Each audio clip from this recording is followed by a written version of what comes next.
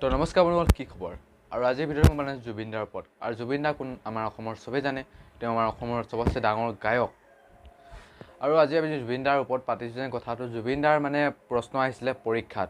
হয়, জুবিন দাৰ প্ৰশ্ন আহিছিলে পৰীক্ষাত, আৰু এই পৰীক্ষাত অহা প্ৰশ্নটোকে মানুহে মানে বহুত ট্ৰল কৰিছে যে মদাহী মানুহে কি জানে, মদাহী মানুহৰ ওপৰত মানে তেওঁৰ পঢ়া শুনা কিমান আছে, তেওঁ মানে প্ৰশ্ন আহিবলৈকে কি কাম কৰিলে পৰীক্ষাৰ প্ৰশ্নত।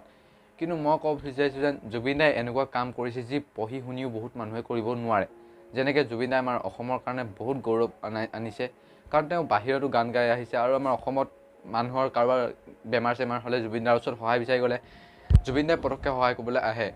আৰু মই ভাবোঁ যেন মানে যোনে কৈছে ন, সিহঁতৰ মানে একো ক'বলৈ অধিকাৰ আছে, কাৰণ জুবিন দাই ইমান ভাল ভাল কাম কৰাৰ পিছত এইটো বেয়া কথা নহয়। এইটো কাৰণ তেওঁ বহুত ভাল কাম কৰিছে, সেইবাবে তেওঁ এই প্ৰশ্নটো আহে। আৰু লগতে তেওঁৰ চিনেমাৰ কালেকশ্যন কিমান হয়, কাৰণ আমাৰ অসমত বহুত চিনেমা ৰিলিজ হয়, কিন্তু মিছন চাইনা, জুবিন দাৰ চিনেমা, নহ'লে যতীন বৰা দাৰ চিনেমা, সেইবোৰ চিনেমাই বেছিকৈ চলে।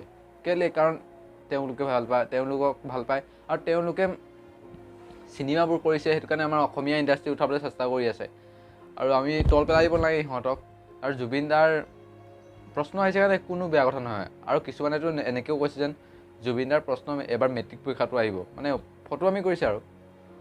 আৰু বন্ধুসকল, আজিৰ ভিডিঅ'টো মই ইমান দীঘল নকৰোঁ। আজিৰ ভিডিঅ'টো মোৰ খুব বেছি বেয়া লাগিলে, কাৰণ এই ভিডিঅ'টো একো ফুটেজটো নাই, কিন্তু বেয়া লাগিলে।